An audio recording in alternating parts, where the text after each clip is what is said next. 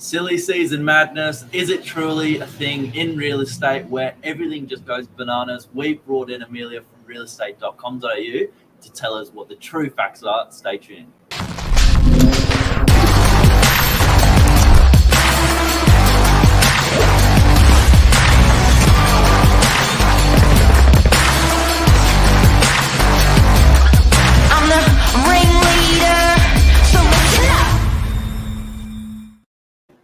Well, good morning. Morning. Hi. Thanks for joining us this morning, Amelia. Pleasure. Thank you for having me again. Absolutely. And to our viewers, introducing Amelia Steinmetz from realestate.com. She is our account rep here at Novak, who has all of the facts, all of the figures, and all of the inside knowledge of properties listed around the Northern Beaches and the Greater Sydney area. Amelia, you did join us a couple of months ago, or what feels like a couple of months ago now. To give our viewers a bit of a recap, what were we talking about then? Yeah, sure. So last time I was here, we were talking about all things summer madness. So we're talking about the activity that we see on our site during the summer period and why you should list your property during the summer months, knowing that activity goes wild. And that's the main time that we see people looking both for properties for rent and also properties to purchase. Beautiful. And so since then, we're now in the peak summer period. We're in the middle of summer. Look, I know Wolf's mentioned stuff from our point of view, but from your point of view, since we last spoke, has it been a summer of madness? Have properties, inquiries listed sky high? What's been happening, Amelia? Yeah, I did have a look at a couple of the numbers and I really focused on the Northern Beaches as well. And what we've seen so far is that year on year, we've actually seen more properties hit the market for sales compared to last year. And the average sold price on the Northern Beaches compared to this time last year is up by quite a lot. So last year it was $1.82 million. And this time, so this year from December until Jan 15th, it was $1.92 million. So there's a lot of activity happening. The average sold price is up and we're expecting the rest of summer to be just as busy in terms of listings, but also activity. What a great trajectory. I mean, just year on year, a growth like that to just really start. I mean, we bottomed out 2 years ago and we've really just started to pick ourselves right up. That's a great trajectory.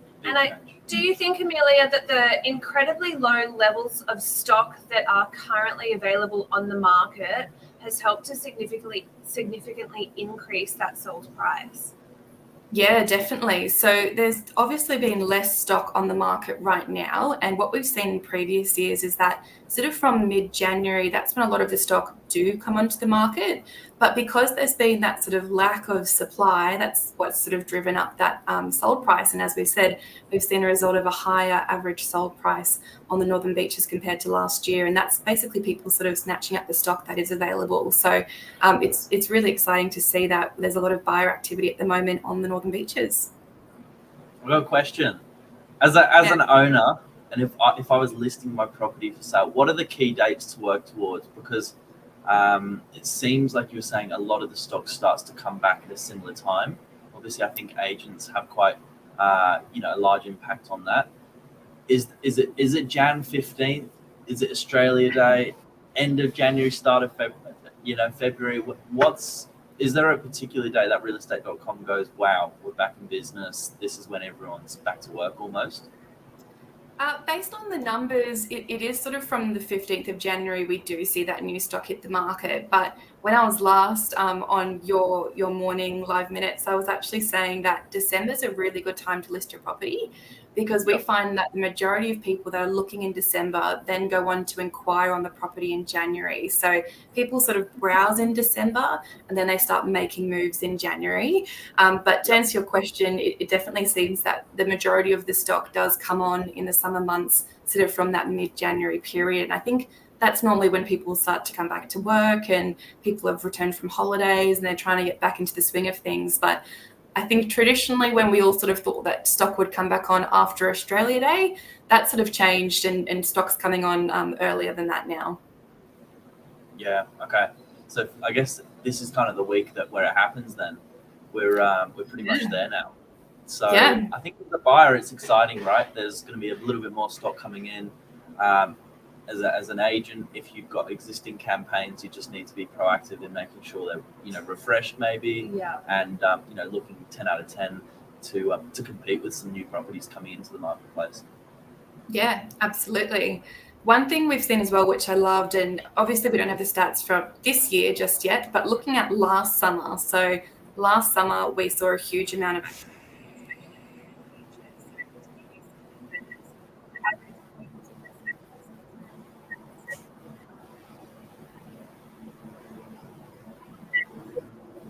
were about 65 email inquiries per property. And that compared to the rest of the year, so the rest of 2023, the average views on a property was 4,000 and the inquiries were about 50% less than what I've just mentioned. So there's obviously summer's a really busy time, especially on the northern beaches, for people to be making moves on property, engaging with property. So as you said, Billy, it could be a great time to sort of change the photos around or make sure your property is looking really fresh, as we expect to see a number of eyeballs coming to your listings. Yeah, and we've certainly noticed that as agents.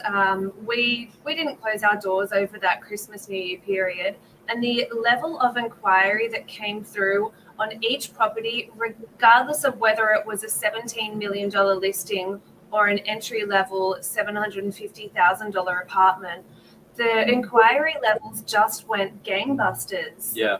We seriously didn't sleep. We stayed true to our motto. We never sleep 24/7.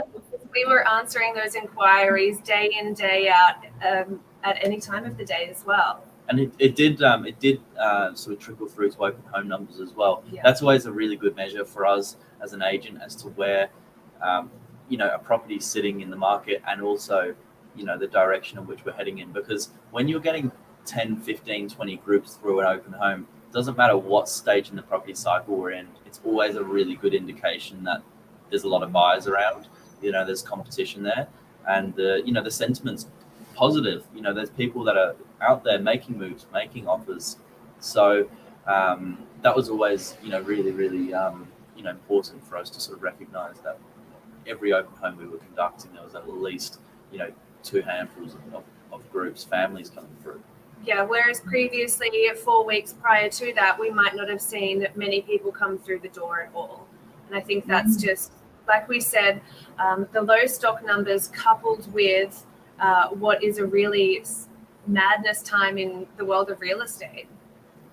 Yeah, and we see the same with rentals as well. So we know that the summer period's a really busy time for rental properties. People trying to get into a rental before the school starts, trying to get into school zones. But one thing that I found fascinating comparing year on year for summer, especially on the northern beaches, is that there's less stock coming to market. So I think we're going to see a trend this year that the rental demand remains quite high. But the average weekly rental last summer was $942 per week, versus to date this summer is $1,065 per week on the northern beaches. Wow. So gosh, that's such a huge increase. Is that northern beaches? That's northern beaches specifically, yeah. Wow. So that's having a look at that demand, especially in your market, over about $120 per week in terms of activity for people looking at rental properties, which is insane. Gosh, it's isn't it? Seriously, I mean, I'm kind of lost for words at the moment, but rental prices have increased. We've got an increase in the average or median sold price as well. So things do seem to be tracking really well in the world of real estate. What do you think, Amelia, the rest of 2024 has to offer? Look, we've got a couple of things that we think will happen in 2024, but of course, the experts have got it wrong before. But what we're predicting, especially across Sydney, is a slow rate of growth, but still a growth this year. So last year, Sydney actually increased price growth by about 8%, and we're expecting between sort of 2 and 5% for this year. But there's a number of factors that are impacting this, and that's the record net overseas migration. So a lot of people moving to Australia. We've just talked about the high rental demand, which is also going to play a factor. Low unemployment, home equity gains. So I'll just touch on that. So before COVID, we obviously saw a huge impact in terms of what COVID did in terms of property prices. So prices actually increased by about 36% since 2020. So when I say home equity gains, that's people sort of cashing in that may have purchased property before that time and moving on to the next property. And then, of course, we're going to see later this year changes to the commencement of the stage 3 tax cuts. So we're going to see, I think, increased demand for that higher price property market. And one of the reasons why I think the price growth of 8% last year happened was because a lot of people that were borrowing last year were people that had a very low LVR. So for those that are listening along, that means that the lender to mortgage ratio type thing. So you might purchase a property and 80% of it might be mortgaged and 20% of it might be cash. But last year we actually saw an increase of people that were purchasing with an LVR less than 60%. That means 40% cash. And that means they were sort of unaffected by those consecutive interest rate rises that we had. And we expect that to continue this year. So I think we're going to see more people purchasing that have a huge amount of equity and borrowing less. So they're sort of less impacted by those interest rate rises. And therefore, we think we're going to see still increase in property prices this year. Wow, you are the economist, Amelia. You said that so eloquently and with such confidence. Look, you should be in real estate, really, like selling. I'd buy something from you. No, I do think it's a really transitional time in the real estate industry. We've seen so much growth already across sales and rentals. And with that continuing on throughout the course of this year, I am really excited to see what happens.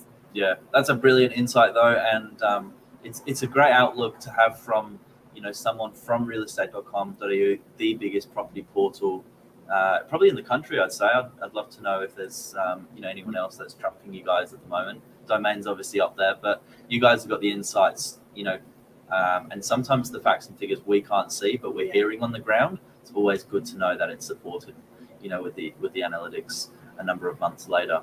So thanks for coming on. Thanks so much. Thanks for having me. No worries. Anything else, Brad? I don't know. Any other questions that we want to throw at Amelia? No, I can't ask any more about the outlook. That was perfect. So thank you so much for joining us here this morning, Amelia. We do look forward to welcoming you back after the summer season. Maybe we can do a bit of a wrap or something else. Yeah. But we'll touch base and get you back on, because it certainly is such a pleasure and so insightful having you on our segment. So thank you. Thanks so much. Thanks for having me. Looking forward to coming back. Have a good day. Bye, guys. Thank you.